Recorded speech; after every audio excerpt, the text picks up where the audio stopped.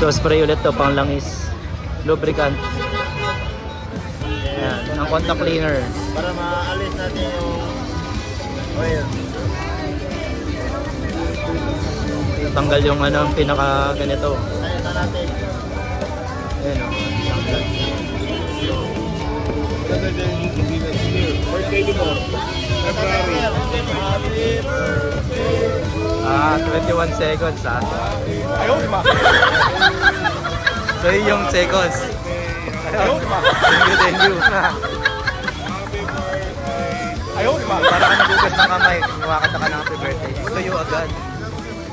Oo nga. Tapos yung ink hindi nag-steer. Galing.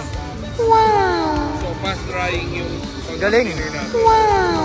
May sprayan ng ano, ng lubricant. So syempre madulas 'yan, ano.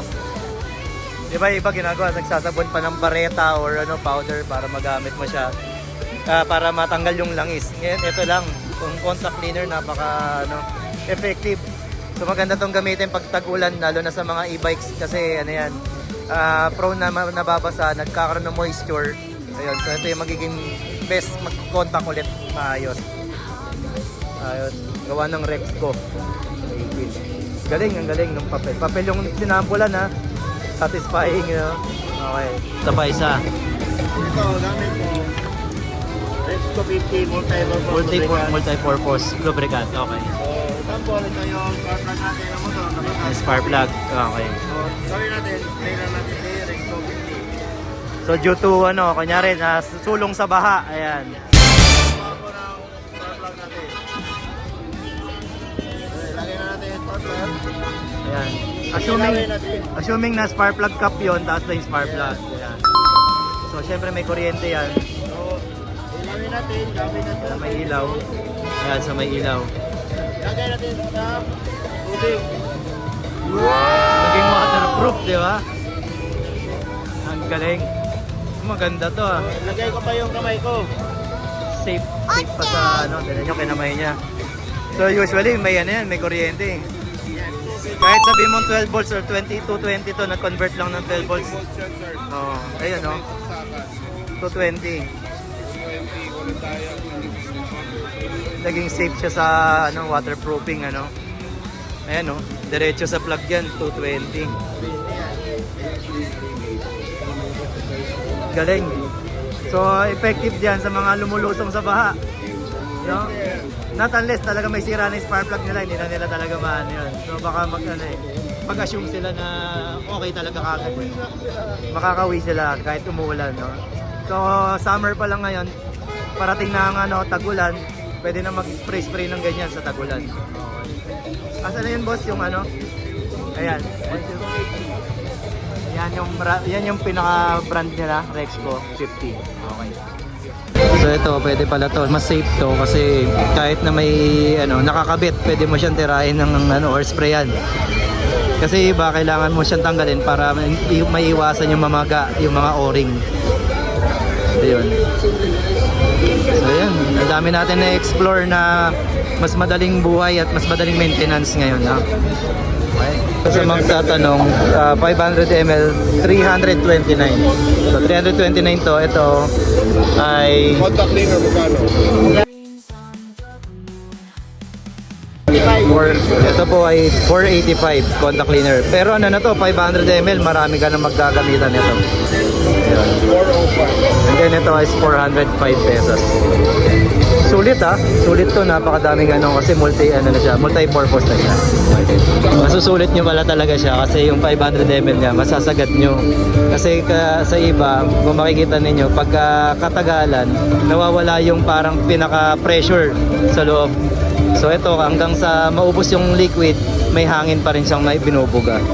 Ayun. So yung iba kasi, ang ginagawa, bubutasan na to. Or pinipipi. So yun yung nagkakaroon pa ng additional pressure. Pero ito, nandun na siya. Ayan. Hintayin mo natin. Lubrication ng friction machine. Lubrication naman ng machine. Resco 50 at saka si other brand. So unahin natin. So, apple to apple Kita comparison. natin kanina. Panglinis na. Inilitin muna natin gamit ng contact cleaner. First oil. Tinanggal yung langis kasi madulas-dulas. Para wala talagang ano, oil. So, Madulas-dulas. unahin natin Check. si... Oh, yan. Tuyo-tuyo.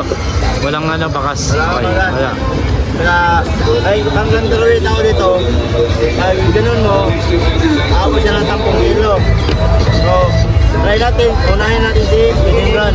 Ito yung ginagamit natin na normal na ginagamit ng mga ano, nabibili sa ano, Yan. auto supply.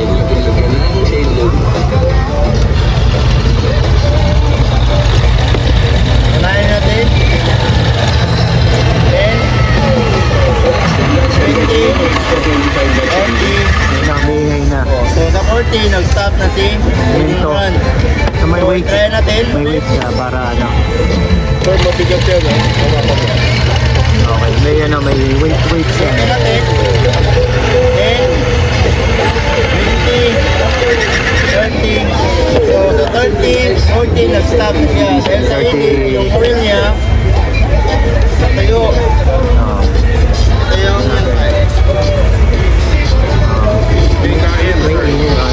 Nasira na.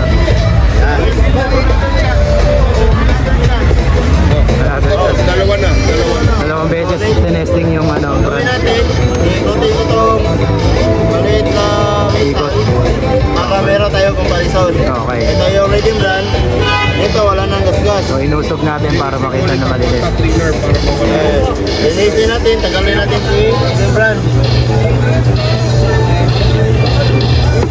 Nasa natin. Unas lang, tuyo na. Wala ka ng bakas na makikita sa langis. Walang dulas.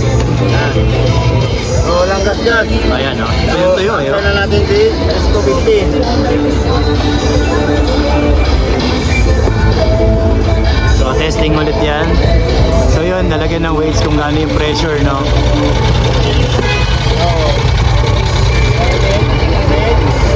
Hindi, kanina si Rembran.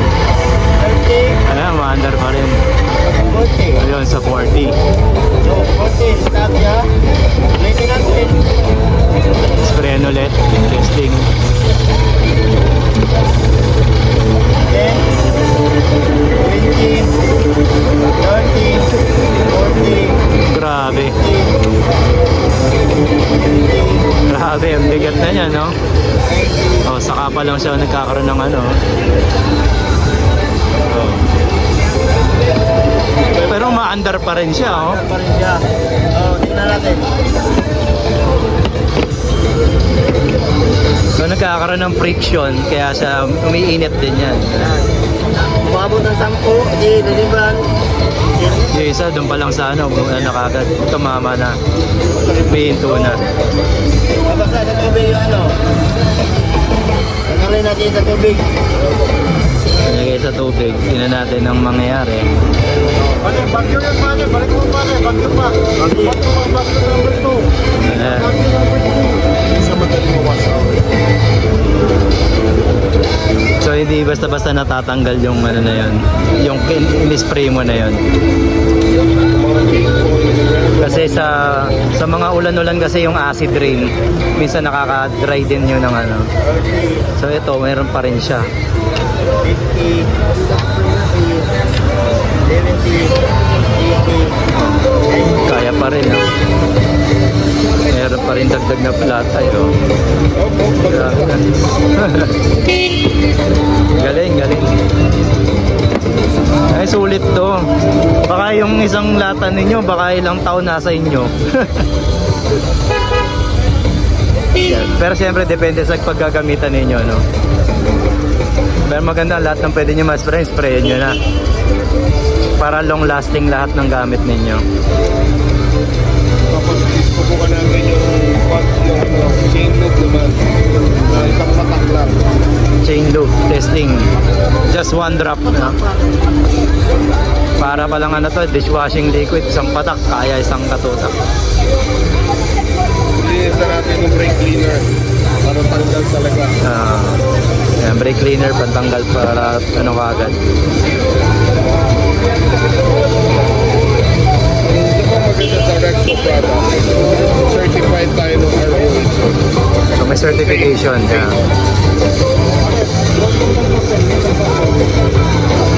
Papapatakan lang nila ng chain loop.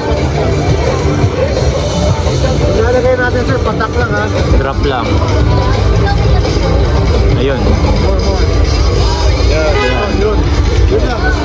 Nabukan natin dito.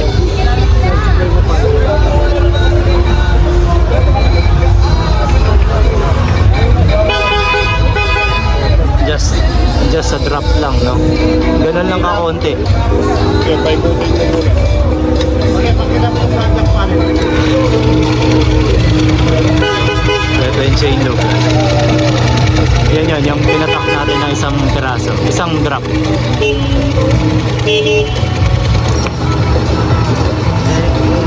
Grabe, no?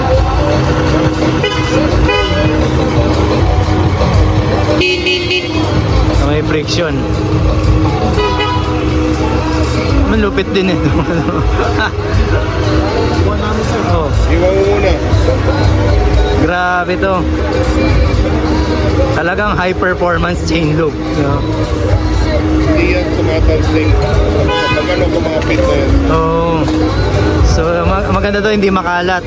Hindi makalat sa ano natin. Hindi na. Galing. Paano kung naulan yan? Naulanan, paano? Naulanan. Pag naulan. Ang maganda dito, pinitest talaga natin kung ano yung ano, no, mga pwedeng mangyari future, no, possible na ma-encounter mo sa kalsada. So halo-halo na yung aquarium na yan. So, binabasa para makita natin kung nag-iiba ba yung performance niya kapag nabasa after the rain or after the ano. So, ganun pa rin, no. Actually, for ano pa lang na dinagdag na weights, medyo satisfying na yun eh. Pero tinan nyo, yun. Mabigat na siya, pero kinaya pa rin yan. No? 100 kilos. No. Ano one drop lang yun drop lang yun. So, talagang masusulit mo talaga yung gamit niya. So, ito yun. So, magkano yung ganito, boss? Magkano regular price? Regular. Yan, regular price. Magkano? 484. 400. 480, ano. 485. So, wala pang 500. Regular. Okay. So, wala pang ano, 500, ano.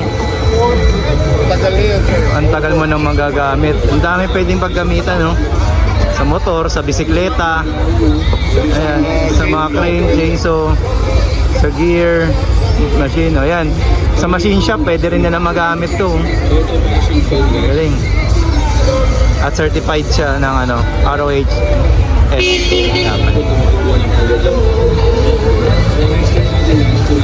Degreaser naman, testing, hindi yata madumi yung ano. Ito yung degreaser naman ng Rexco. So may sapatos na gagawin ano ko. Ayan. Testing.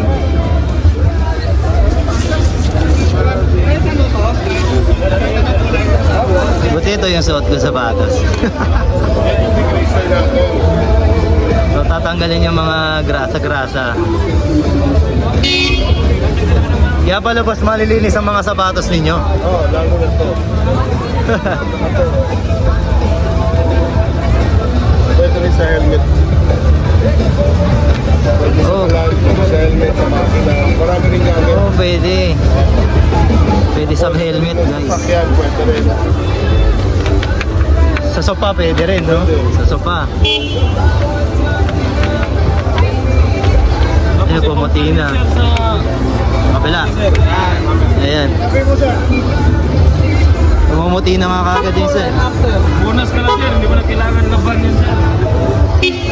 May shoe shine dito, guys. No? Ayan, no? Grabe, oh.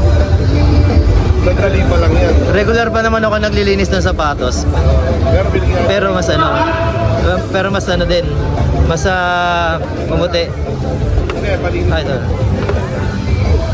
Ayan, so naging bago ulit yung sapatos ko. Kahit anong ingat ko sa sapatos, nalilinis ko rin araw-araw. Pero mas maputi ito ngayon, no? Hindi naman nababasa yung tabo.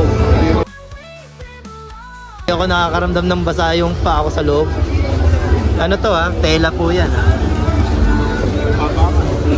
Ang galing. Hindi lang to basta degreaser sa mga sasakyan no, sa motor no, magagamit nyo rin talaga din sa mga ganito. Hawakan mo sir, safe yan. Kaya yung foam niya ayun, hindi masyadong Walang update, hindi matapang pero malakas ang niya, ang performance niya sa Tingnan nyo, wala tong nakalagay sa sapatos pero pwede siya gamitin sa sapatos. Ayan. Rexco 70. Ayan. Okay, tingnan nyo naman, no? Ayun.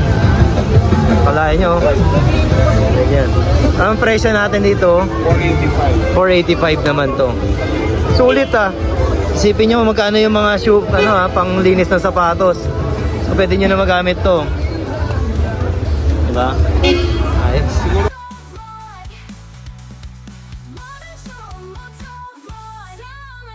So, okay. Once again, Marvin Chua Motovlog po. Maraming salamat po. Salamat din po sa mga nag-subscribe. Subscribe, okay. Bulol pa, no?